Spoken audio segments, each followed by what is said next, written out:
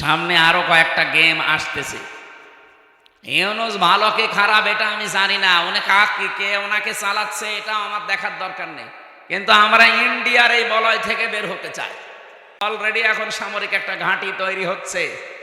আপনি দেখেছেন এই কয়েকদিনের ভেতরে মোদির মুখ শোকাতে শোকাতে এখন মনে হচ্ছে বান্দরের পেছন হয়ে গেছে।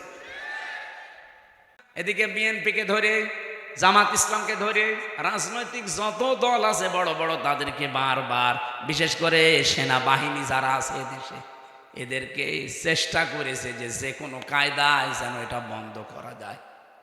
কারণ এই শয়তানরা 54 বছরে উপকার করেছে যা, যদি 10 টাকার উপকার করে 90 টাকার ক্ষতি করেছে। আর সবচাইতে বড় ক্ষতি হচ্ছে আল্লাহর ঘরগুলো তারা ভাঙছে। এটা বন্ধ ইউনূস করেনি, এটা অলরেডি চালু হয়ে গেছে। আন্তর্জাতিক আদালতে মামলা অলরেডি হয়ে গেছে, এখন এদেরকে ডাকা আরম্ভ করবে সামনে। ইন্ডিয়া বেশ ভালোভাবে জানে, প্রমাণ সব তো আছে ইন্টারনেটে। শাপলা চত্বরে কিভাবে কি করেছেন সব প্রমাণ এখন বের করে ফেলছে। পৃথিবী এত উপরে চলে গেছে। এখন যদি সত্যিই মোদির বিরুদ্ধে এই মামলা হয়ে রায় হয়ে যায় হেগে, আন্তর্জাতিক আদালতে হেগে যদি সত্যি রায় হয়ে যায়, আপনি বিশ্বাস করেন সামনে ইন্ডিয়ার সাথে বড় বড় চুক্তি বিশ্বের যেগুলো আছে সব তারা মানব অধিকারের দোহাই দিয়ে বন্ধ করে দেবে। ওদের সাথে ব্যবসার চুক্তি বন্ধ, ওদের দেশের লোক আরো বাইরে যারা আছে ওদের সব পাঠিয়ে দেবে। সে তো ধুতি পরে আছে, ধুতি খুলে বাকি যা আছে ওইটা বেরিয়ে যাবে। ও কি পাগল হয়েছে এমনি? এই কারণে হঠাৎ করে এখন মুসলমানদের উপর অত্যাচার আরম্ভ করেছে, যেন বিশ্বের দৃষ্টি এখন অন্যদিকে যায়। আরে বিশ্বের মানুষ আপনাদের মতো গরুর মুত খায় না। আমরা জাতে মাতাল হলো তাহলে ঠিক আছি। এই জন্য অনেকে এখন মুখ ফিরিয়ে নিচ্ছে। কাউকে যখন রাজি করতে পারে নাই, বহুবার চেষ্টা চালিয়েছিল। আপনি দেখেননি বারবার জামাত ইসলাম বলেন, বিএনপি বলেন, রাজনৈতিক দল বলেন, ধর্মীয় যারা আছে তারা বলেন, বারবার আমরা চাচ্ছিলাম তাড়াতাড়ি নির্বাচন দিয়ে দেন। দিয়ে দিলে কি হবে, ইউনূস চলে যাবে, ওরা আবার কনভেনশন করে সব ঠিক করে ফেলবে। আর ও চাচ্ছিল যদি এভাবে অন্তত 2 বছর কেটে যায় তাহলে এ দেশ কন্ট্রোলের বাইরে চলে যাবে। এর তার কি ক্ষতি হতে পারে মুসলমানের? আমার ঘর ভেঙে দিলে আমার এত কষ্ট লাগতো, এই কথা বলছে না কেন? 1500 বছর আগে একবার আল্লাহর একটা ঘর ভাঙতে এসেছিল। কে? আব্রাহা। কে কি করেছে আল্লাহ দেখেছেন? কাসফিম মাকুল বানিয়ে দিয়েছে। আর এই শয়তানরা আল্লাহর একটা ঘর সে তো ভাঙতে পারে না, শুধু ভাঙার জন্য এসেছিল। আরে অলরেডি ভেঙ্গে ভেঙ্গে সব মাটির সাথে গুঁড়িয়ে ওই জায়গায় এখন মন্দির উদ্বোধন করছে। আর মিথ্যা ধোয়া তুলছে, দিনের পর দিন যায় আর ধোয়া তোলে যে এখানে 500 বছর আগে নাকি মন্দির ছিল।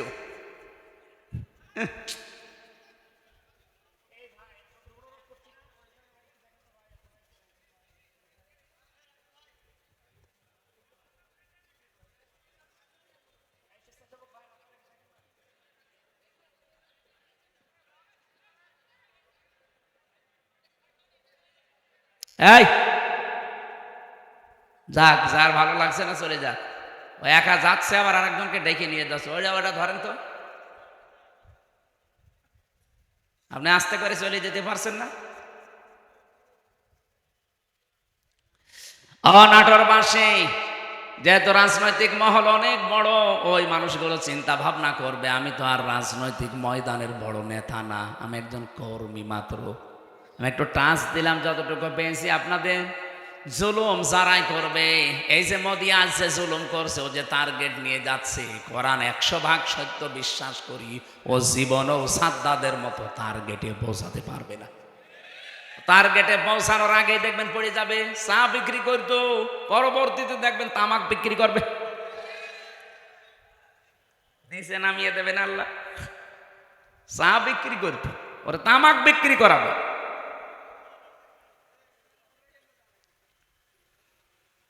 অলরেডি দাঙ্গা বাঁধিয়ে দিয়েছে ভারতে। গত পরশু দিনও দেখলাম 2 জন মুসলমান দাড়িওয়ালা ধরে সরাসরি জবাই করছে। এখন ওর হাতে আর দুনিয়ার কিচ্ছু নেই, শুধু এইটাই আছে পুঁজি যে মুসলমানদের বিরুদ্ধে হিন্দুদের উস্কিয়ে দিয়ে এদের দাঙ্গা তৈরি করে একটা ফায়দা লড়বে, ঘোলা পানিতে মাছ শিকার। এই জন্য গোবিন্দ পরামানিক কিন্তু বুঝে ফেলেছে, বাংলাদেশের পুরা বাংলাদেশ মিলে হিন্দু মহাজোট আছে, তার মহাসচিব গোবিন্দ চন্দ্র পরামানিক গত পরশুদিনও জানিয়েছে না যে তাম পৃথিবীর হিন্দু ভাইরা, হিন্দু বোনেরা সবাই এই মাতাল মোদিকে থামান। একটা মাতাল এই শয়তানের মনোবাসনা পূর্ণ করতে গিয়ে যা আরম্ভ করেছে, এ পৃথিবী কয়েকদিন পরে বসবাসের অযোগ্য হয়ে যাবে, কারণ ঘরে ঘরে তখন মারামারি শুরু হবে। এই জন্য লোকটাকে থামাতে বলছে। আমরাও চাই হিন্দু ভাইরা যারা আছেন, অন্যান্য খ্রিস্টান ধর্মের যারা আছেন, খ্রিস্টান ভাইদের কি বিবেক বুদ্ধি সব কি লোপ পেয়েছে? আপনাদের মেয়েকে, আপনাদের বোনকে এই ইন্ডিয়ার বুকে ওরা উলঙ্গ করে রাস্তায় হাঁটিয়েছে 17 সালে। এই কথা বলছেন না কেন? আমাকে বানিয়ে বলছি, আপনাদের মাকে, বোনকে, মেয়েকে যারা উলঙ্গ করে রাস্তায় হাঁটাতে পারে, তাও রাজপথে, আপনাদের কি বিবেকে কুকুরে প্রসব করেছে? বিবেকটা জাগ্রত হচ্ছে না? অন্তত উগ্রপন্থী, সন্ত্রাসী, জঙ্গি এই যারা আছে এদেরকে থামানো দরকার এখনই, নাই তো এ বাতাস বাংলাদেশে আসবো বলে তখন আমরা নিজেরা কামড়া কামড়ি করে মরা লাগবে। ওরা এমনি বারবার এই হাওয়া দিয়েছিল, কিন্তু বাংলাদেশের মানুষ যাই হোক কোনো হাওয়াতে ফলে না। ফুটবলকে একবার একজন জিজ্ঞাসা করছে যে এত লাথি খাও কেন?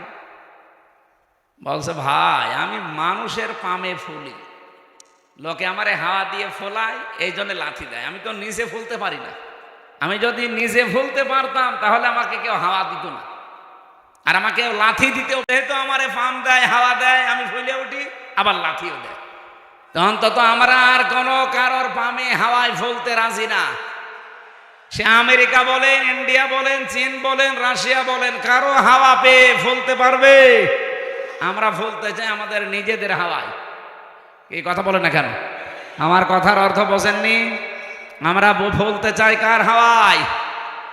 হঠাৎ করে 54 বছর পরে নারী কমিশন যতগুলো রিপোর্ট দিয়েছে, একটাও কোরআনের সাথে মিলছে কেন? এই মহিলাগুলো আগে 54 বছর ছিল না? ছিল। হঠাৎ এটা করছে কেন? এদের পেছনে রাঘব বোয়াল আছে, কারা আছে এখন টের পাওয়া যাচ্ছে। 13 জন মানুষকে, 10 জন মানুষকে নিয়ে আপনি কমিশন বানালেন।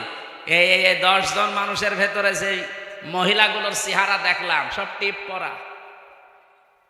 কি কথা বলছেন না কেন? এইগুলো এই 15.5 বছর এই জালেমা মহিলাকে টিকিয়ে রাখার জন্য বিভিন্ন কথা বিভিন্ন সময় বলতো। এই দেশে কি শুধু ওই 10 জন আর মহিলা নেই দেশে? ডক্টর নাসিমা হাসানকে নেওয়া যায়নি? ঢাকা বিশ্ববিদ্যালয়ের যে শিক্ষিকা, এই যে কুমিল্লায় বাড়ি, বলেছিল আমার ছেলের কলার চেপে ধরেছেন কেন, জবাব দেওয়া লাগবে। এই মেয়েটাকে নেওয়া যায়নি কমিশনে? তাহলে উল্টা পাল্টা রিপোর্ট দিতে পারতেন না। এমন এমন রিপোর্ট দিয়েছে, শয়তান পর্যন্ত চিন্তা করছে যে আমিও তো এ চিন্তা করি। ওদের প্রথম রিপোর্টে কি দেখেছে? যে কোনো স্বামী যদি স্ত্রীর সাথে সহবাস করতে চায়, স্ত্রী যদি বলে না আমার এখন হবে না, এরপরও স্বামী যদি সহবাস করে তাহলে ধর্ষণ মামলা হবে। ধর্ষণ মামলা হলে জজ রায় দেবে, ধর্ষণের বিচার কি ফাঁসি? কথা বলছে না কেন? তা আপনার কি মনে হয় এই রিপোর্ট শুনে বলেন তো? ভালো। তা আপনি রায় দেওয়ার জন্য তো সাক্ষী লাগবে। তা এখন মানুষের মনের অবস্থা তো আর কেউ জানে না। একই জোর করেছে আর স্ত্রী কি রাজি হচ্ছিল না, এটা তো স্বামী স্ত্রী ছাড়া কেউ জানে না। এখন ওই জায়গায় সাক্ষীর জন্য আপনাকে মানুষ বসিয়ে রাখা লাগবে, অথবা ইউটিউবারদের রাখা লাগবে। আমার মাঝে মাঝে এই যে 318 পৃষ্ঠা পুরাটা পড়লাম, পড়ে আমার মনে হচ্ছে গেল মেয়াদ উত্তীর্ণ গাঁজা খেয়েছে। মানে মেয়াদ আলা গাঁজা খেলেও মানুষ এত নিচে নামে না, এ মেয়াদ পার হয়ে গেছে, ওই গাঁজা খেয়ে পুরা মাতাল। এই জন্য এদেরকে নাটোরের পাশের জেলা পাবনায় পাঠানো দরকার। এরকম মানুষ বাইরে থাকলে সব সমাজ নষ্ট করে ফেলবে। কথা বলে না কেন? এটা তো 1 নাম্বার গেল, আর বাকিগুলো তো আরো খারাপ। 2 নম্বরে দিয়েছে যে দেহ আমার সিদ্ধান্ত আমার। দেহ আমার সিদ্ধান্ত মানে দেহ কার? এ দেহ আপনি আমার এই যে 33 বছর বয়স, 34 বছর আগে হামজা নামে কেউ আমি ছিলাম না। আমার মা বাবার দায়িত্ব ছিল বিছানায় থাকা, বাকি যা করার কে করেছে? দেহ আমার হয় কি করি? আলালাহুল খালকু ওয়াল আমরু, আল্লাহ বলেন আমি বানিয়েছি, সিদ্ধান্ত বলেন বলেন। এই আয়াতের পুরা বিরুদ্ধে লিখেছে তারা যে দেহ আমার সিদ্ধান্ত আমার। 3 নম্বরে তারা লিখেছে যে যারা যৌনকর্মী আছে এদেরকে শ্রমিকের মর্যাদা দেওয়া লাগবে। আরে ভাই, যৌনকর্মী যারা, এরা যদি শ্রমিকের মর্যাদা পায় তাহলে যারা ডাকাতি করে তারাও তো পুলিশকে বলবে ভাই আমরাও শ্রমিক, আপনারা আমাদের ধরবেন না, কারণ এই ডাকাতি করা খুব রিস্কের কাজ। আর যে শ্রম দেওয়া লাগে গাছ কেটে রাস্তায় ফেলে, কি কথা বলছে না? আমি সাতক্ষীরা থেকে আসার সময়, যে আশা শুনি মাছের ঘেড় এলাকা, ওই 17 সালের দিকে আসার সময় ডাকাত পড়েছিল রাস্তায়, বিশাল এক গাছ কেটে রাস্তায় ফেলেছে। কেবল মনে হয় একটু আগে কেটে ফেলে রেখেছে, কারণ গাছ কাটতে 2-3 জন সরিয়ে নিয়ে এসে একেবারে জায়গা মতো রাখতে দেখলাম। ওই যে সূর্য ইসের আলো জ্বলছিল লাইটের, ওর ঘাম ঝরছে। এখন আমি কাজ খুলে দিলাম, আমার দিকে তাকিয়ে বলছে হুজুর আপনার টাকাও নেব, আল্লাহ মাফ করবে। আরে শয়তান, যা আছে নিয়ে আমার গাড়িটা আগে ছেড়ে দি। আল্লাহরে বিশ্বাস আছে। কি বলছে? ও বলছে আমাদের এলাকায় আপনি মাহফিলে এসেছিলেন, আপনাকে আমরা চিনি, আপনার টাকাও নেব, আল্লাহ মাফ করবে, আপনি চলে যান। মানে গাছ এত কষ্ট করে ফেলে রেখেছো, ঘাম ঝরছে কপাল দিয়ে। ওরা তো তার পরের দিন প্রশাসনকে বলতে পারতো না যে ডাকাতি করা কি কষ্ট, আপনার তো টের পান না? গাছ কেটে 4-5 জন নিয়ে রাস্তায় ফেলে রাখা লাগে। এই দেখেন ঘাম ঝরছে, আমরা শ্রমিক। ওরা বলতে পারে না যে আমরা শ্রমিক, তাও তো ওদের শ্রমটা অন্তত হচ্ছে, এটা জুলুম হচ্ছে। তারপর কিন্তু যারা যৌনকর্মী এদের উপরে কি জুলুম করলেন আপনি? বলেন, আপনি কি কি একটা ন্যায় বিচার দিলেন তাদের উপরে? আমার মনে হয় আপনি পার্সেন্টেজ খুঁজে দেখবেন, রাজবাড়ির এই দৌলতপুর ঘাটে, যশোরের এই জায়গায়, আর নারায়ণগঞ্জেরটা তো বন্ধ হয়ে গেছে, যেখানে যেই পতিতালয় ছিল ওখানে যে দেখেন যত মহিলা আছে, একটাও নিজের ইচ্ছা করে আমার মনে হয় যায়নি, গেলেও খুব কম। হয়তো ধোকায় পড়ে গেছে, প্রবঞ্চনার শিকার হয়ে, অথবা প্রেমে ছাকা খেয়ে যে কোনো কায়দায় ওখানে গেছে, যে আর বেড়াতে পারে না। প্রতিদিন এই যে 8টা 10টা 15 20টা পুরুষের সাথে তারা কি প্রোটেস্ট কিছু নেয়? কিভাবে তাদের ব্যবহার করছে? আপনি যে বিশ্ব স্বাস্থ্য সংস্থা যে রিপোর্ট দেয়, স্বামী বাদে অন্যের সাথে মিলন যারা করে এদের এই যে HIV কি বলে এটারে, এইডস হওয়ার সম্ভাবনা 100 ভাগের 99 ভাগ। আপনি এই কমিশনের মাধ্যমে রিপোর্ট দিয়ে যৌনকর্মীর উপর আপনি ন্যায় বিচার করেন না, আরো বিচার করছেন। ওদের সব এইডসের দিকে ছেলে দিয়ে আমার মনে হয় ওরাও 2 দিন পরে দেখেন মিছিল বের করবে যে নারী কমিশন তো মানা দূরের কথা, ওদের ফাঁসি দিয়ে দিন। শয়তানরা আমাদের জীবনের উপর আরো অত্যাচার বাড়িয়ে দিচ্ছে। শুধু HIV, ওদেরকে এই যে 1 লক্ষ মানুষ আজ দেহ ব্যবসা করে সারা বাংলাদেশে, মানে একেবারে যেগুলো সরকারি হিসাবে, এই মানুষগুলোকে আমার মনে হয় আলেমদের পরামর্শ নিয়ে সরকারের যে বাজেটগুলো আছে এখান থেকে টাকা পয়সা দিয়ে এদের পুনর্বাসন করে দিন, হয় একটা কর্মসংস্থান দেন সম্মানজনক, তারা সম্মানজনক জীবন নিয়ে, তারা পরিবার নিয়ে, দরকার হয় যদি সেরকম পরিবেশ পায় বিয়ে শাদী করে জীবন চালাক। যে সমস্ত দেশ আছে যেখানে পতিতালয় চলে না, সেই দেশগুলো দেশে শ্রীকে নেই, চলছে না পৃথিবীতে। আপনাকে কোন কারণে এই পাপের কাজ করা লাগবে? যেখানে জেনা ব্যভিচার ওপেন হয়ে যায় সেই দেশে আমার আল্লাহর রহমতের দৃষ্টি আল্লাহ তুলে নেয়, গজবের দৃষ্টি নিক্ষেপ করে। বলেন নাউজুবিল্লাহ। এই দেশটাকে গজবে ফেলে দেওয়ার জন্য এরা কাজ করছে, আর এদের পেছনে কিছু রাঘব বোয়াল আছে। এই জন্য আমরা বলতে চাই, এই কমিশন মানা তো দূরের কথা, এই কমিশন যা রিপোর্ট দিয়েছে, রিপোর্ট না, ও কমিশনই আমরা মানি না। ওদেরকে এই মুহূর্তে বাতিল করে হয় পাবনায় দিয়ে দেন অথবা ফাঁসি দিয়ে দেন। হ্যাঁ, আপনারা রাজি নেই? হয় ওদের স্থান পাবনায় দেবেন, নয় ফাঁসি দেবেন। কোরআনের 13টা আয়াতের উপরে হাত দিয়েছে ওরা।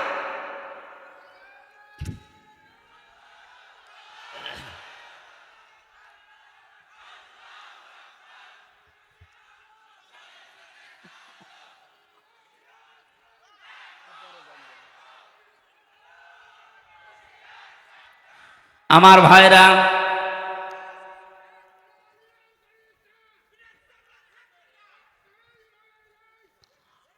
আমার যে কথা বলছিলাম আমি বৃষ্টি নিয়ে, আল্লাহ রাব্বুল আলামিন এই পৃথিবীতে যে বড় বড় 4টা রহমতের ঘোষণা দিয়েছিলেন, তার 1 নম্বরে ছিল বৃষ্টি, 2 নম্বরে ছিল কন্যা সন্তান। কিন্তু আমরা কন্যা সন্তানের নাম শুনলে বা আসলে আমার যে বাবা যারা, অনেক বাবা মন খারাপ করে। বিশ্বনবী জানিয়েছেন, কোন পরিবারে যদি একটা কন্যা আসে, সঙ্গে সঙ্গে আল্লাহ 4 জন ফেরেশতা পাঠিয়ে দেয়। কোন পুরুষ মানুষ আসলে সেখানে 4 জন নাই, 1 জনও ফেরেশতা আছে। এ কথা কোরআন হাদিসে আছে, নেই? মেয়েরা যারা এসেছেন, সম্মানিতা মা বোনেরা, আপনাদের কাছে বিপদে ফেলার জন্য এই কমিশনে নারী নামে কিছু হিজড়া, এগুলো নারী বলা যায় না। এগুলো নারী বলবেন কি করে আপনি? ওদের চেহারার দিকে তাকিয়ে দেখেন, নারীর কোনো বৈশিষ্ট্য ভেতরে পাওয়া যাচ্ছে না। এখানে আমরা মনে হয় মাইকে ঘোষণা দিলে যারা পুরুষ মানুষ, যে মহিলা মহিলা প্যান্ডেলে যান, পুরুষগুলো পুরুষ প্যান্ডেলে যান, আর কিছু মানুষ ওই যে বিড়ি খেয়ে বেড়াচ্ছে, ওদের আপনি কোন প্যান্ডেলে ঢোকাবেন? হ্যাঁ, নারী কমিশনে যে 10 জন মানুষ রিপোর্ট দিয়েছে, 10 জনের চেহারায় দেখলাম একটাও নারীর মতো মনে হচ্ছে না। পুরুষও তো তারা না, তারা তৃতীয় লিঙ্গ হবে। আপনাদের জন্য ওইটা ঠিক আছে, এই দেশের মহিলাদের প্রতিনিধিত্ব করার কোনো ক্ষমতা অধিকার আপনাদের নেই। মেয়েরা আল্লাহর সবচাইতে বড় রহমতের সৃষ্টি। আল্লাহ বলেন, 2 নম্বর, আমি যখন বান্দার উপরে বেশি খুশি হয়ে যাই, বৃষ্টি দেওয়ার পরে ওই এলাকায় মানুষের ঘরে আমি কন্যা সন্তান পাঠাই। এই জন্য যার একটা কন্যা আছে, নিজেকে ছোট ভাববেন না। ছেলে হলে মেয়ে হলে এটা সিদ্ধান্ত আল্লাহ। ছেলে হলে আপনার সব কিছু করে দেবে, কে বলেছে আপনাকে?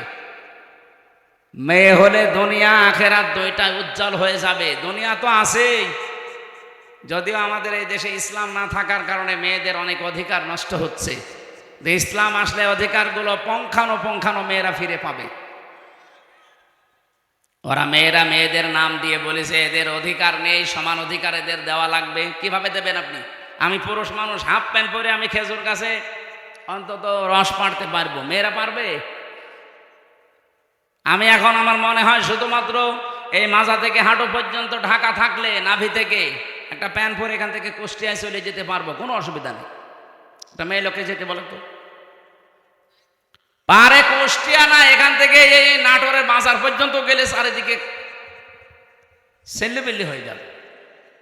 আর ওদের বলে সমান অধিকার দেওয়া লাগে। অধিকার সমান কিসের? ওদের মর্যাদা আমাদের চাইতে 3 গুণ বেশি। সুবহানাল্লাহ বলতে পারেন নাই? এই জন্য মেয়ে যাদের বাড়িতে আসে, হযরত ওমর বলেন, যে বাড়িতে একটা মেয়ে আছে, মনে করবেন সেই বাড়িতে আল্লাহর একটা জান্নাত আছে। সুতরাং যারা মেয়ের বাবা আছেন, 1 মেয়ের বাবা আপনার একটা জান্নাত, 2 মেয়ের বাবা আপনার 2টা জান্নাত, 3 মেয়ের বাবা আপনার 3টা জান্নাত। আল্লাহ রাব্বুল আলামিন আমাদেরকে 3টা মেয়ে দিয়েছে। আল্লাহ আমাদেরকে যেন নবীর এই হাদিস অনুযায়ী জান্নাতেও এরকম 1টা 2টা 3টা করে দান করেন, বলেন আমিন। 3 নম্বরে একটু ভালো করে শুনবেন হাদিসটা। আল্লাহর নবী বলেন, 3 নম্বরে আল্লাহ যখন বেশি খুশি হয়ে যায়, তখন ওর বাড়িতে আল্লাহ মেহমান পাঠায়। আমাদের তো সমস্যা, মেহমান আসলে আমাদের মন খারাপ হয়ে যায়। 4 নম্বরে বিশ্বনবী মুহাম্মদ রাসূলুল্লাহ জানিয়েছেন, এই পৃথিবীতে আল্লাহ সব চাইতে যখন একেবারে খুব বেশি বান্দার উপরে খুশি হয়, তখন তাকে রোগ দেয়। এই জন্য রোগ শোক হলে আপনার জীবনের অপরাধগুলো আল্লাহ মাফ করেন।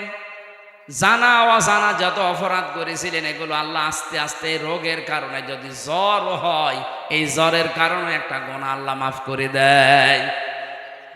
পথে চলতে ফিরতে হোঁচট খেয়েছেন, হোঁচট খেয়ে হঠাৎ করে নখ ভেঙে গেছে, রক্ত বের হচ্ছে, মনে করবেন আমার একটা গুনাহ আল্লাহ মাফ করে দিয়েছে। এই জন্য রোগ শোক হলে আল্লাহর কাছে শিকায়েত করা না, অভিযোগ করা না, আরো শুকরিয়া করা দরকার।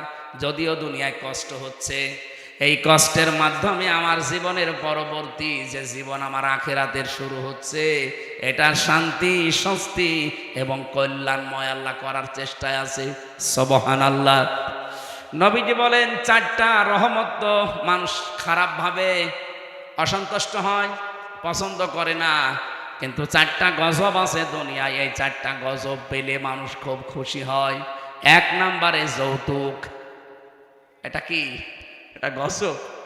এইটা পেলে আমরা খুশি না বেজার? সে হুজুর বলেন আর খেজুর বলেন, সবাই যৌতুকের জন্য খুশি। অথচ যৌতুকের টাকা খাওয়া আর পায়খানা খাওয়া এটা সমান না? না, সমানও না। কারণ পায়খানা খেলে একটা গুনাহ হয়, আর যৌতুকের টাকা নিলে ডবল গুনাহ হয়। একদিকে তো কবিরা গুনাহ, আর একটা জুলুমের গুনাহ। মেয়ের বাপের খুশি ছাড়া, তার মন থেকে খুশি হওয়া ছাড়া তার বাড়িতে ছেলের বাড়ির লোকজন যে একটা পান খাওয়া জায়েজ নেই। কি কথা বলছেন? এটা আমি কি বানালাম? এটা হাদিস। নবীজি বলেন, যতদিন আমার যতগুলো বিবাহ করেছি, যত মেয়েকে বিয়ে দিয়েছি, আমার একটা মেয়েকে কোনোদিন যৌতুকের টাকা দিয়ে, সম্পদ দিয়ে বিয়ে দেওয়া লাগে নাই। প্রতিটি বিয়েতে আমি আমার মেয়েদের এবং আমার বিয়েতে আমি অলিমা করেছি। কি করেছি বলেন তো? অলিমা কি ছেলের বাড়ি হয় না মেয়ের বাড়ি? বলেন বলেন। মেয়ের বাড়ি বলল কে? মেয়ের বাড়ি অলিমা হবে কেন? মেয়ের বাড়ি হয় বরযাত্রী মানুষ যায়, অথচ বরযাত্রী ইসলামে নেই। নাটোরবাসী আজকে থেকে সিদ্ধান্ত নিয়ে বাড়ি যাবেন, জীবনে আর কোনোদিন কারো বরযাত্রী যাব না। আজকের ওয়াজ শুনতে এসে ভুল করেছি, জীবনে খাওয়া দাওয়া বন্ধ হয়ে গেল। আরে ভাই, ইসলামে যেটা নেই ওটা আপনি করে আনন্দ পাবেন, ওটা ডবল গুনাহ হবে। কারণ এমনি জায়েজ নেই, তারপর আপনি আনন্দে আনন্দে গিয়েছেন। হ্যাঁ, যদি কেউ দাওয়াত দিতে আসেন, বলবেন যে অলিমা করেন, আমি আপনার বাড়ির দরকার 5 দিন যেয়ে খাবো।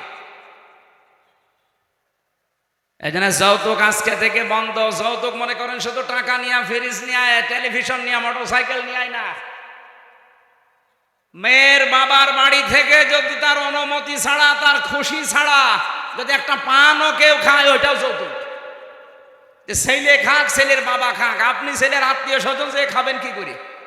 আশা করছে এটা আজকে থেকে বন্ধ করে দেবে। এটা হিন্দুদের কালচার, আমরা মুসলমানরা এটা মানতে পারি না। 2 নম্বরে এটা একটু সমস্যা আছে, এটা বলবো। নবীজি বলেন, সবচাইতে বেশি আমার আল্লাহ খুশি হয় ওই 4টা কাজ করলে। বৃষ্টি হলে, কন্যা সন্তান হলে, মেহমান আসলে, আর রোগ ব্যাধি হলে। আর সবচাইতে বেশি আমার আল্লাহ নারাজ হয়, কিন্তু আমার বান্দা বান্দিরা খুশি হয়। 1 নম্বরে যৌতুক, 2 নম্বরে গীবত। এই গীবত করলে মানুষ খুব খুশি হয়, অথচ আমার আল্লাহর আরশ পর্যন্ত কম্পন ধরে। জীবনে যদি আপনার নেকির কাজ কমও থাকে, ভাইরা আমি আহ্বান জানাচ্ছি, আপনার নামাজ, রোজা, হজ, যাকাত, দান, সাদকা, জীবনের আমল আখলাক কম হয়েছে, আল্লাহ মাফ করে দেবে। কিন্তু গীবত যদি আপনি কারো করে থাকেন, ওটা আবার শোধ দেওয়া লাগবে। যেই দোষ যার ভেতরে নেই, ওইটা যদি তার উপরে আপনি চাপিয়ে দিয়ে ওটা বলতেই থাকেন, তাকে কালার করার জন্য চেষ্টা করেন, এটা তখন আর গীবতও থাকে না, তখন তোহমত হয়ে যায়। আর এটা বাংলাদেশে সবচাইতে বেশি চলছে। এই কথা বলছেন এখানে কত মানুষ এখনো বিভিন্ন জায়গায় বসে আছে, দেখে তারা গীবত চালাচ্ছে। গীবত করলে মানুষ খুশি হয়, কিন্তু আমার আল্লাহ বেজার হয়ে যায়। 3 নম্বরে সবচাইতে বেশি খুশি হয় মানুষ মিথ্যা বললে, কিন্তু আমার আল্লাহ নারাজ হয়। 4 নম্বরে আল্লাহ পাক সবচাইতে বেশি নারাজ হয় সুদ খেলে, কিন্তু মানুষ খুশি সুদ পেয়ে। এখানে আমার বিশ্বাস অনেক মানুষ এখানে বসে আছে যারা টাকা ছেড়ে রাখে। 1000 টাকা দিলে বছর মাসে মাসে 100 টাকা বেশি দেয়। এলাকায় নেই এটা? এই সুদের সাথে যারা জড়িত আছেন, টাকা ছেড়ে রাখেন, টাকা আসে, আপনি লিখে নিতে পারেন আপনি মায়ের সাথে এখনো জেনা করছেন।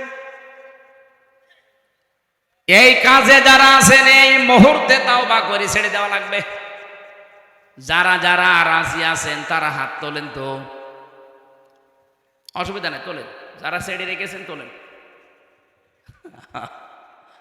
আপনি বুঝে ফেলেছেন, চালাক আছে নাটোরে মানুষ, কাঁচা গোল্লা খাওয়া মানুষ তো খুব চালাক আছে।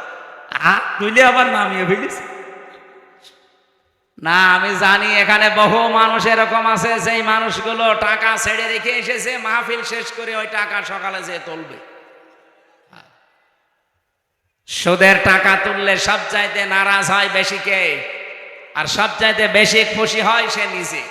সুতরাং এই 4টা রহমত, 4টা গজব, বেজার হয় আল্লাহ 4টা কাজে, আর আমরা নিজেরা বেজার হই 4টা কাজে। আল্লাহ আমাদেরকে কন্যা সন্তান যেহেতু রহমত, বৃষ্টি যেহেতু রহমত, এই পৃথিবীতে মেহমান আসা রহমত, আল্লাহ রোগ ব্যাধি দিয়েছে এটাও রহমত। এগুলো পেয়ে নারাজ না হয়ে এগুলোর সঠিক এবং পরিমার্জিত ব্যবহার করার তৌফিক কামনা করছি। সকলে বলেন আমিন। আমার আজকের আমি বিষয় আলোচনা সাজিয়েছিলাম যে আল্লাহর দল কারা, আল্লাহর দলের বৈশিষ্ট্য। এই পৃথিবীতে এখন দল কত আছে আপনি হিসাব করতে গেলে কলম খাতা নষ্ট হয়ে যাবে। বাংলাদেশে প্রায় 73টার উপরে দল আছে। আমি অল্প কথায় মেন কথাগুলো, অল্প সময় মেন কথাগুলো বলতে চাই। একটু বসেন, জবান খুলে সূরা মায়েদার এই 54 নম্বর আয়াত, মেন কথাগুলো বলবো ইনশাআল্লাহ। আল্লাহ পাক বলেন, ইয়া আইয়ুহাল্লাযীনা আমানু মাইয়ারতাদ্দা মিনকুম আন দীনিহি ফাসাউফা ইয়াতিল্লাহু বিকওমিন।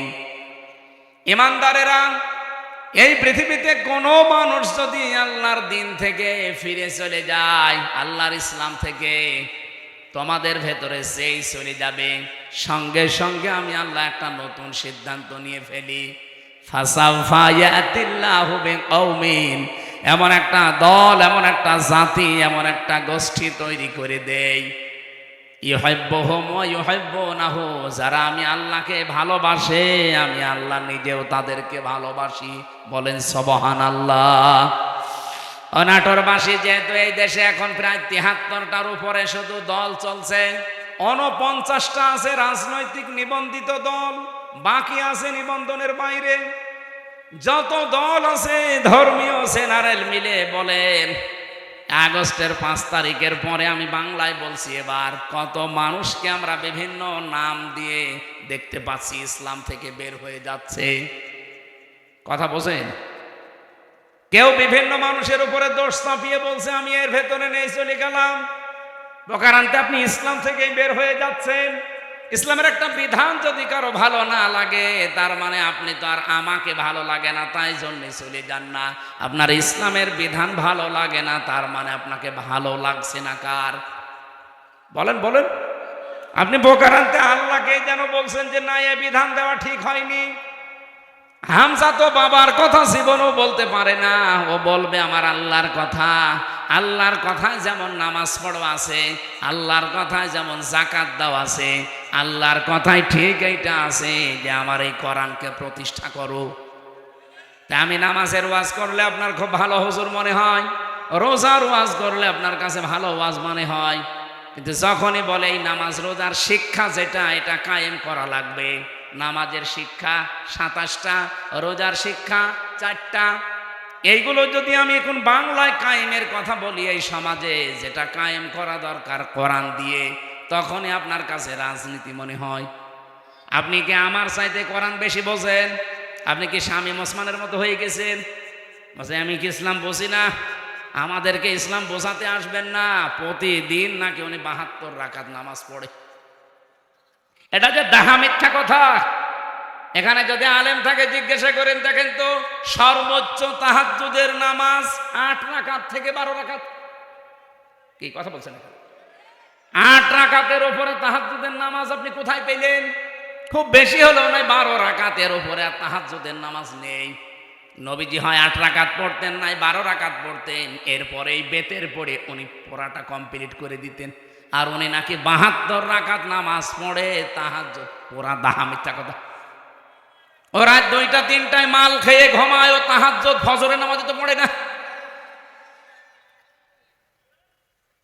আপনি তো ইসলাম থেকে বের হয়ে গেছেন প্রকারান্তে হামজার উপরে দোষ চাপিয়ে, যে ওদের দোষ আছে, 24-এর দোষ, 71-এর দোষ, 47-এর দোষ। এই কথা না বোঝার ভান করে থাকবেন না। আগস্টের 5 তারিখের পরে বহু মানুষকে আমরা দেখলাম আল্লাহর দিন থেকে প্রকারান্তে ইসলাম থেকে বের হয়ে চলে যাচ্ছে। ওরা আমাদের ভয় দেখাতে চায় যে আমরা চলে গেলে তোমরা নিরুপায় হয়ে যাবে। আরে ভাই, ইসলাম তো আর আমার না, আর আমি ইসলামের মালিকও না, ইসলামও আমার না, ইসলামের মালিকও আমি না। আমার মালিকও আল্লাহ, ইসলামের মালিকও আল্লাহ। আমি শুধু খাদেম। কথা বলুন, আমি খেদমত করছি, আমার একটা পাওনা বাকি আছে। এই যে সভাপতি সাহেবকে যদি উনি বলে এই জমিনটা আমার, আপনারা কাজ করেন, সারাদিন করেন, বিকাল 5টায় আপনাদের বেতন দিয়ে দেব। এখন বলেন তো জমিনের মালিক কি? আমি মালিক উনি না? আমরা কি কামলা খাদেম, কাজ করে খাই? এই জমিনও আমার না, জমিনে যেটা আমরা বপন করছি, এই বীজ বা ধান লাগাচ্ছি, চারা, এগুলোর মালিকও আমরা না, সবের মালিক উনি। আমরা শুধু টাকা পাওয়ার আশায় আছি, বিকাল 5টায় বেতন দিয়ে দেবে, ওইটা নিয়ে আমার সংসার চলবে। নাটোরবাসী, এই বাংলাদেশের এই জমিনটা আমার আল্লাহর, এ কোরআনও আল্লাহর, জমিনে আল্লাহর, কোরআন আল্লাহর। ওনার জমিনে ওনার আইন, ওনার কোরআন প্রতিষ্ঠা করবে এই দেশে যারা আল্লাহর খাদেম, গোলাম, বান্দা, তারা আল্লাহর বান্দা দাবি করে যারা আল্লাহর কোরআনের আইন বাদ দিয়ে মানুষের তৈরি করা আইন কায়েম করতে চায়, আল্লাহর কসম এই মানুষগুলো বেতন পাওয়া দূরের কথা, ওদের খবর আছে। বিকাল 5টা পর্যন্ত আমাকে এই জমিনে টিকে থাকা লাগবে। বিকাল 5টা মানে জীবনের শেষ দিন। এক কথা বলছি না কেন? বিকাল 5টা মানে জীবনের শেষ দিন, কারণ আমার একটা বেতন পাওয়ার সময় আসবে। আমার যখন চোখ বন্ধ হয়ে যাবে, ওয়াবুদু রাব্বাকা হাত্তা ইয়াতিয়াকাল ইয়াকিন, আল্লাহ বলেন ওই পর্যন্ত ইবাদত করতে থাকো, আমার দিনের সাথে লেগে থাকো, যতদিন ইয়াকিন না আসে। ইয়াকিন মানে না, ইয়াকিন মানে মৃত্যু। ইয়াকিন মানে বিশ্বাস, সেটা আলাদা ইয়াকিন। আর এখানে ইয়াকিন মানে মৃত্যু, মরণ যতদিন না হবে ততদিন পর্যন্ত দিন কায়েমের জন্য আপনাকে টিকে থাকা লাগবে। কারণ আমরা এখনো আমাদের বেতন পাইনি। পেয়েছি? বলেন বলেন, আমাদের চূড়ান্ত বেতনের নাম কি? 500 টাকা, 1000 টাকা, কি জান্নাত? ওইটা যতদিন আমি না পাবো ততদিন পর্যন্ত আমার চেষ্টা অব্যাহত থাকবে।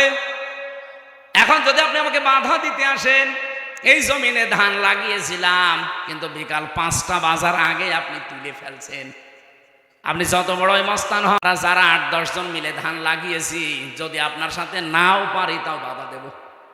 কারণ আমি তো এখনো বেতন পাইনি। আপনি ধান তুলে ফেললে ওনারা বেতন দেবে, উনি এসে আমাদের আরো গরম দেবে। ওই সারাদিন নষ্ট করলে, ধান তুলে ফেলেছে, কিছুই বলনি, বেতন দেওয়া দূরের কথা, আরো 500 টাকা করে দিয়ে যাও। যে জমিন আল্লাহর, কোরআন আল্লাহর, আমরা তো খাদেম, কামলা, 5 জন মনীষ, লেবার যাই বলেন, আমরা চেষ্টা করে যাচ্ছি। আমাদের চেষ্টা হচ্ছে জমিনে এটা প্রতিষ্ঠা করা। হ্যাঁ, পদ্ধতি আমাদের ভুল হতে পারে, কেউ কেউ গণতন্ত্রের পদ্ধতি নিয়েছে, আপনার পদ্ধতি ভুল হতে পারে, কিন্তু আমার মন তো ঠিক আছে যে আমি জমিনে আল্লাহর দ্বীন কায়েম করব। হ্যাঁ, কথা বলেন না কেন? হ্যাঁ বলেন। আফগানিস্তান তারা একটা পদ্ধতি নিয়েছে, তারা এক পদ্ধতি নিয়ে তারা অলরেডি কায়েম করে ফেলেছে। তুরস্ক একটা পদ্ধতি নিয়েছে। আপনি মোরসির দিকে তাকান, সে একটা পদ্ধতি নিয়েছিল, যে যেখানে ইসলাম কায়েমের জন্য চেষ্টা চালাচ্ছে। পদ্ধতি ভুল হতে পারে, কিন্তু তার কর্ম তো ঠিক আছে। তার মনের আকাঙ্ক্ষা, আশা, তামান্না এই যে আল্লাহর জমিনে আমি জীবনের শেষ দিন পর্যন্ত অন্তত দেখতে চাই যেটা কায়েম হয়েছে। আমার রাস্তা ভুল হলে কি আমি একটু ঘুরে ফিরেও আসতে পারবো না জায়গায়? এখন যদি একে ভাইকে বলি যে আমি নাটোরে যাব, উনি একটা রাস্তা দেখিয়েছে। এ মোসাম ভাইকে বললাম নাটোরে যাব, উনি আমারে দেখিয়েছে সেই বড়াই গ্রাম, গুরুদাসপুর ঘুরে। হ্যাঁ, আমি নাটোরে যেতে পারবো ঠিক, এদিকে গেলে হয়তো 1 ঘন্টা লাগবে, এদিকে 1.5 ঘন্টা লাগবে, কিন্তু রাস্তা তো ঠিকই আছে, জায়গা মতো আমি যেতে পারবো। একটু সময় বেশি লাগবে, কম লাগবে। বাংলাদেশ সহ বিশ্বে যারা ইসলাম কায়েমের জন্য চেষ্টা চালাচ্ছে, সবার মনের অবস্থা ঠিক আছে, কিন্তু রাস্তাটা একটু ভিন্ন হওয়ার কারণে অনেক মানুষ ফতোয়া দেয় উল্টাপাল্টা। ওরা গণতন্ত্র করে, জীবনও কায়েম করতে পারবে না। আরে দিনের মালিকই তো আমি না, আমি কায়েম করার কে? আমি চেষ্টা করে যাচ্ছি, অবশ্যই আমার সফলতা আমার জান্নাত পাওয়া পর্যন্ত। কিন্তু এর ভেতরে যদি কেউ মাস্তানি করতে আসেন, ধান বানানো লাগানো, ধান বীজ তুলে ফেলবেন, আর আমি বেতন পাওয়ার আগে আপনাকে ছেড়ে দেবো, জীবনেও না। দরকার আপনার সাথে মারামারি হবে। কথা বলেন, কথা বলেন। আপনার সাথে হাতাহাতি হবে, মারামারি হবে। যদি মেরে ফেলা লাগে মেরেও ফেলবো, কারণ আমার টার্গেট বেতন। বেতন বলেন, ওই বেতনের নাম বিকাল 5টায় যেটা আল্লাহ দেবে, ওইটা এখনো হয়নি। আর আপনি তার আগে দিন থেকে বিভিন্ন সোতা নাতা বের হয়ে চলে যাচ্ছেন। কি করবেন? আল্লাহর কিছুই হবে না। যাদেরকে আপনি ভয় দেখাতে চান তাদেরও কিচ্ছু হবে না, কারণ এই জমিনের আশা তারা অলরেডি কুলিন্না সলাতি ওয়া নুসুকি এ বলার পরে ছেড়ে দিয়েছে। যারা এই কথা বলে যে কুলিন্না সলাতি ওয়া নুসুকি, তারা জীবনের আশা ছেড়ে দিয়েই বলে। আপনার মতো মুনাফিকি করার জন্য, লোক দেখানোর জন্য বলে না। যারা এগুলো বলতো এতদিন, তারা কিন্তু অলরেডি আল্লাহর দিন থেকে বিভিন্ন সোতা নাতা বের করে বিভিন্ন কথা ধোয়া তুলে তারা চলে যাচ্ছে। আল্লাহ এই জন্য বলেছেন, যদি কেউ দিন থেকে চলে যায়, ফাসাউফা ইয়াতিল্লাহ, অতি শীঘ্রই। যারা আরবি জানে, সাউফা শব্দটা আল্লাহ কেন ব্যবহার করেন? সিন, সাউফা, কদ, লাম, এরকম 13টা শব্দ আছে। কোন সেন্টেন্সের আগে যদি আসে, বাংলা অর্থ দাঁড়ায় খুব তাড়াতাড়ি। আল্লাহ বলেন, যদি কেউ দিন থেকে মুখ ফিরিয়ে চলে যায়, আমি শুধু দেখবো, দেখার পরে অতি তাড়াতাড়ি ইয়াতিল্লাহু বিকৌমিন, একটা দল তৈরি করে দেব। ইউহিব্বুহুম ওয়া ইউহিব্বুনাহু, তারা কি? আমি আল্লাহকে ভালোবাসবে, আমি আল্লাহও তাদেরকে ভালোবাসবো। তাদের গুণাগুণ কি হবে? এই যে আল্লাহর দলের বৈশিষ্ট্যগুলো বলতে আল্লাহ এই কথাগুলো দিয়েছেন। রব্বুল আলামিন বলেন, তাদের গুণাগুণ হবে প্রথমত 3টা। আজিল্লাতিনা আলাল মুমিনিন, আইজ্জাতিনা আলাল কাফিরিন। তারা নিজেদের প্রতি, মমিনের প্রতি হবে রহমদিন, কিন্তু কাফেরদের প্রতি হবে তারা কঠোর, বজ্রমুঠো। বাংলাদেশে আজ দেখান একটা দল কিন্তু অলরেডি আল্লাহ তৈরি করে দিয়েছে, যারা নিজেদের প্রতি এত রহমদিল, নিজের আপন ভাইয়ের সাথেও তাদের এত ভালোবাসা নেই। আমি আমার নিজেরটাই বলছি ভাই, আল্লাহর কসম। আপনাদের এই যে মোজাম্মেল ভাইয়ের বাড়ি নাটোরে, আমার বাড়ি কুষ্টিয়া। ওনার সাথে আমার আত্মীয়তা নেই, রক্তের সম্পর্কও নেই। ওনার আমি শুধুমাত্র ভালোবাসি একামতে দিনের কারণে। আর এই ভালোবাসা, মহাব্বতটা আল্লাহ নিজে পয়দা করে দিয়েছে। কারণ যখন আল্লাহর দিন থেকে মানুষ মুখ ফিরিয়ে নেয়, তখন একটা দল আল্লাহ নিজে তৈরি করে দেয়। ওই দলের প্রথম বৈশিষ্ট্য, তারা নিজেদের প্রতি রহমদিল হয়, মহাব্বত, ভালোবাসা তৈরি হয়, কিন্তু কাফেরদের প্রতি তারা কঠোর। আপনি একটা আল্লাহর বিরুদ্ধে অবস্থান নিয়ে দেখেন, নাটোর, কুষ্টিয়া, পাবনা থাকবে না। একামতে দিনের কর্মী যারা, কুষ্টিয়াও যা, চট্টগ্রামও তাই, সব একবারে রাস্তায় নেমে আসবে। কারণ কাফেরদের প্রতি আমাদের কঠোরতা এটা তৈরি করে দিয়েছে কে? আপনি অন্যান্য কিছু খেয়াল করে দেখেন, তারা নামে কিনা জীবনও পাবেন না। ইউজাহিদুনা ফি সাবিলিল্লাহি ওয়া লা ইয়াখাফুনা লাওমাতা লাইম। তারা আল্লাহর দিন এই জমিনে প্রতিষ্ঠা করার জন্য জিহাদ করবে, সংগ্রাম করবে, চেষ্টা চালাবে, পরিশ্রম করবে, প্রচেষ্টা করবে, কিন্তু কোনো ওয়ালা ইয়াখাফুনা, ভয় পাবে না, লাওমাতা লাইম, কোনো তিরস্কারকারীর তিরস্কারকে তারা পাত্তা দেবে না। আমি যেই দিন থেকে কুলিন্না সলাতি ওয়া নুসুকি ওয়া মাহইয়ায়া ওয়া মামাতি লিল্লাহি রাব্বিল আলামিন বুঝে বুঝে পড়েছি, ওই দিন থেকে কে আমার পেছনে লেগেছে, গীবত করে, আমার উপরে আন্দাজে দোষ চাপায়, কোনো কিছু আমার মনে আর স্থান নেই। আমার মনে হয় এই দেশে যারা একামতে দিনের কর্মী, আল্লাহর কসম, তাদেরকেও আপনি এইভাবেই পাবেন। কোন তিরস্কারকে তারা পাত্তা দেবে। আমাকে রাজাকার পর্যন্ত বলা হয়েছে, কিন্তু আমি কি রাজাকার? আমার 33 বয়সে যদি রাজাকার হয়, কিন্তু এই কথা বলে আপনি দাবিয়ে রাখবেন, আপনি বলবেন ও শিবিরের রক্ষাটা কর্মী, এই কথা বলে দাবিয়ে রাখবেন। ও জামাত ইসলাম করে, ও চরমনার মুরিদ, এই কথা বলে দাবিয়ে রাখতে পারবেন না। কারণ কোন তিরস্কারকারীর তিরস্কারকে আমি থোড়াই কি পাত্তাই দেই না। এই গুণটা তৈরি করে দিয়েছে কে? আল্লাহ বলেন, যালিকা ফাদলুল্লাহ, এটা আল্লাহর অনুগ্রহ, যাকে তাকে আল্লাহ দেয় না। ইউতিহি মাইয়াশা, যাকে আল্লাহ ইচ্ছা করে তাকে দেয়। সুতরাং এই বাংলাদেশে আল্লাহর দলের বৈশিষ্ট্য 3টা পেলাম। তারা নিজেদের প্রতি রহমদিল হবে, কাফেরদের কোনো বিধান যদি দেখে কাফেরদের কোনো কাজ কারবার দেখলে তারা বজ্রকণ্ঠ হয়ে যাবে। এতদিন পর্যন্ত যত সংস্কার এসেছে কোন সংস্কারে বাংলার মুসলমানেরা বাধা দেয়নি, দিয়েছে না? দেয়নি। কিন্তু নারী কমিশন 13টা রিপোর্ট দেওয়ার পরে আমরা বাধা দিয়েছি কেন? কারণ তারা শুধুমাত্র সংস্কার করে না, তারা আল্লাহর কোরআনে হাত দিয়েছে। আর এই জায়গায় তখন আমরা এক হয়ে গেছি। হেফাজত নেই, চরমনা নেই, জামাত ইসলাম নেই, খেলাফত নেই, সব তখন বাংলাদেশে এক। আপনি দেখেননি, সব এক হয়ে বলেছে না এটা তো মানা দূরের কথা, এ কমিশন মানি না। আমিরে জামাত ডাক্তার শফিকুর রহমান এটা বলে নাই যে কমিশন তো দূরের কথা, ও কমিশনই মানি না। যদি বেশি ঝামেলা করেন আবার কিন্তু আগস্টের 5 তারিখ আসতেছে। এটা তো আমরা এই এতদিন পর্যন্ত যত সংস্কার করেছেন কোন জায়গায় বাধা দেয়নি, কারণ ওই জায়গায় আল্লাহ রাসূলের বিরুদ্ধে পাইনি। এবার পেয়েছি সরাসরি আল্লাহর বিরুদ্ধে। আজিল্লাতিন আলাল মুমিনিন আইজ্জাতিন আলাল কাফিরিন। আমরা নিজেদের প্রতি ভালোবাসা, মহাব্বত, স্নেহময় স্নেহশীল আছি। বললাম না মোজাম্মেলের সাথে সত্যি বলছি, আমার সম্পর্ক আত্মীয়তার না, রক্তের না, শুধু দিনের, শুধুমাত্র দিনের সম্পর্ক। আমার নিজের আপন ভাই তো নেই, যদি থাকতো সে যদি আল্লাহর দিনের কর্মী না হতো তার সাথে ওনার মতো মহাব্বত আমার হতো না। কারণ এই মহাব্বতটা পয়দা করে দিয়েছে কে? 2 নাম্বার, আমরা কাফেরদের প্রতি কিন্তু কঠোর। যেহেতু ওরা নারী সংস্কারের নাম নিয়ে আল্লাহর কোরআনের 13টা আয়াতে অলরেডি হাত দিয়েছে, এই জন্য ওরা কাফের।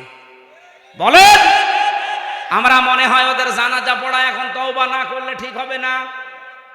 যারা এই নারী কমিশনে আছেন, যদি সাপোর্টও কেউ করেন আপনিও কাফের, আপনার প্রতিও আমরা বাধ্য হব কঠোর হতে।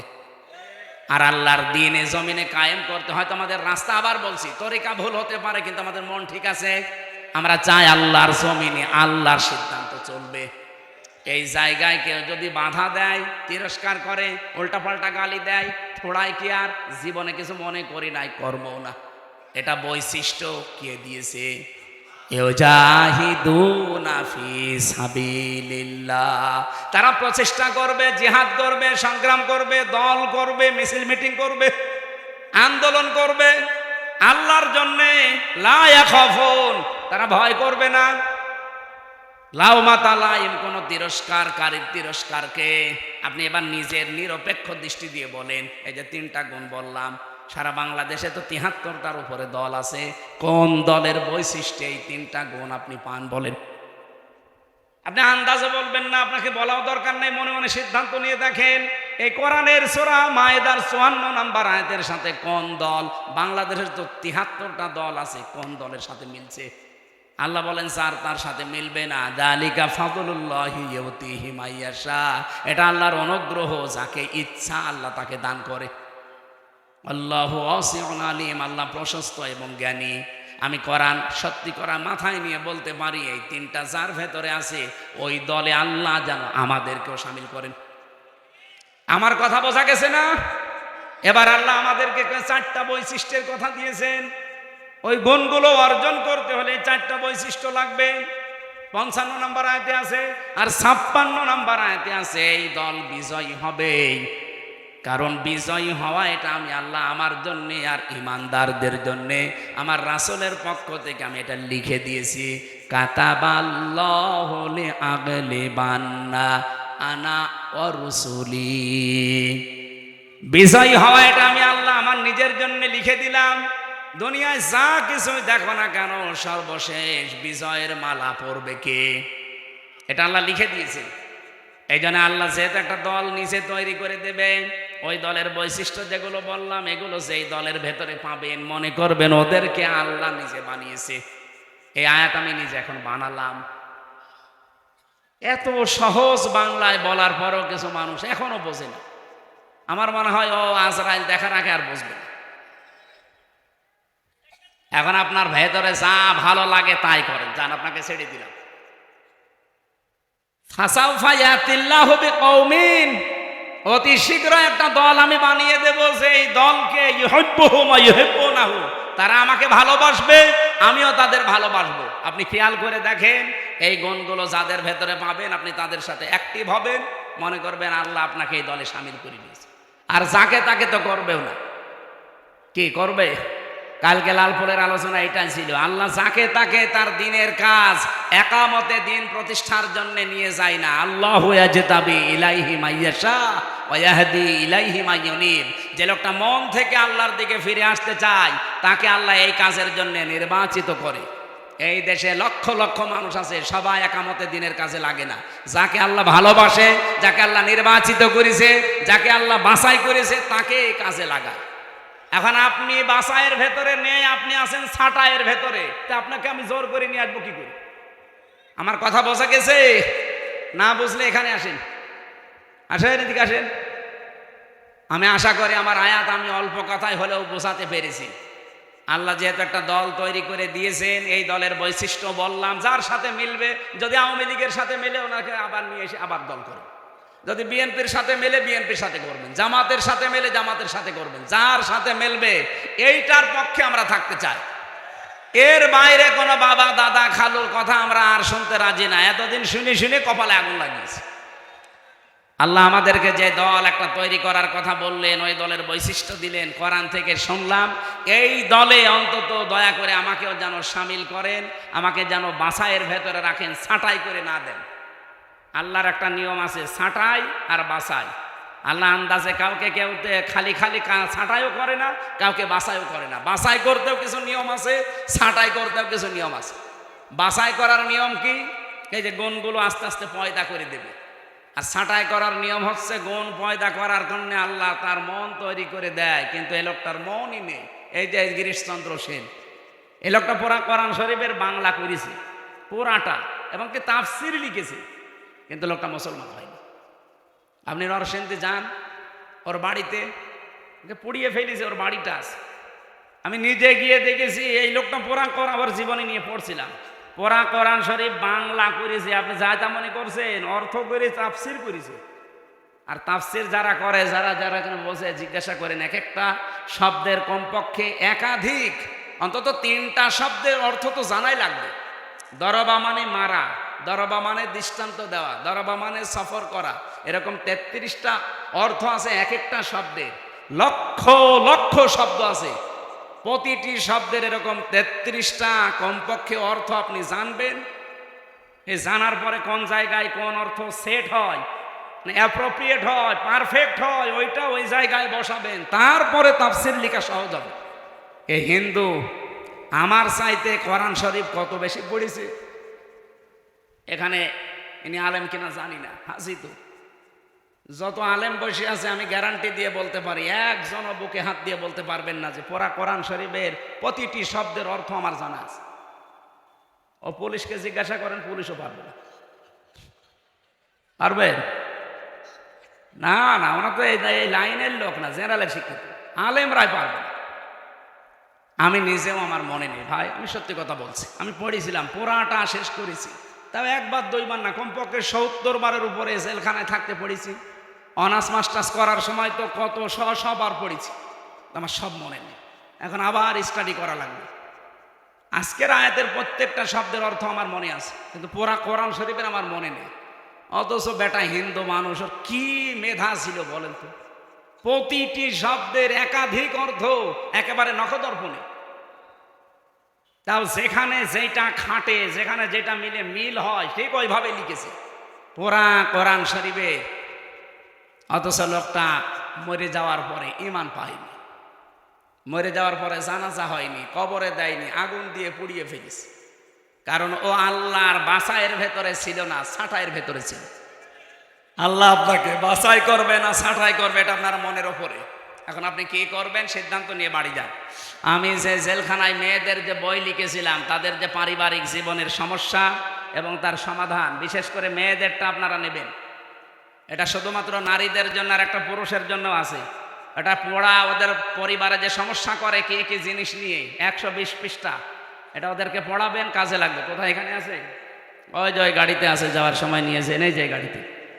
আর এই যার সিস্টেটটা নেবেন, যারা শিক্ষিত মানুষ তারা নেবেন। এটা অনেক তথ্য দিয়েছি।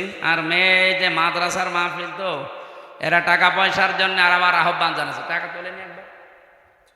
আরও যারা দিতে চান, যদি থাকে, আপনারা যাওয়ার সময় বিভিন্ন জায়গায় ওদের লোক থাকলে দিয়েছে।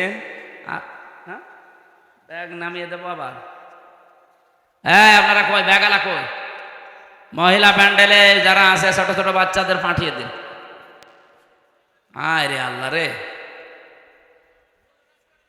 মোনাজাত কি করবো? এই যে 2 ঘন্টা ওয়াজ করলাম, আরে মানুষ এখন চলে যাবে। এটা মোনাজাতটা করে দেন ভাই, টাকা পয়সা দেন দেন না দেন, মোনাজাতটা করে দেন। তার মাদ্রাসার মাহফিলটা একটু খেয়াল রাখবেন, এই মাদ্রাসা যেন টিকে থাকে, 51 বছর টিকে আছে, এটা যেন কিয়ামত পর্যন্ত থাকে। হয়তো এই মানুষগুলো আর 20 বছর পরে থাকবে না, কিন্তু এটা টিকে থাকে যেন কিয়ামত পর্যন্ত। ওই গাড়িতে যাওয়ার সময় নিয়েন, আর ওনাদের লোকজন যেখানে আছে ব্যাগে একটা দিয়ে দিয়েন। আল্লাহুম্মা আমিন। লা ইলাহা ইল্লা আনতা সুবহানাকা ইন্নী কুনতু মিনাজ জালিমিন। আল্লাহ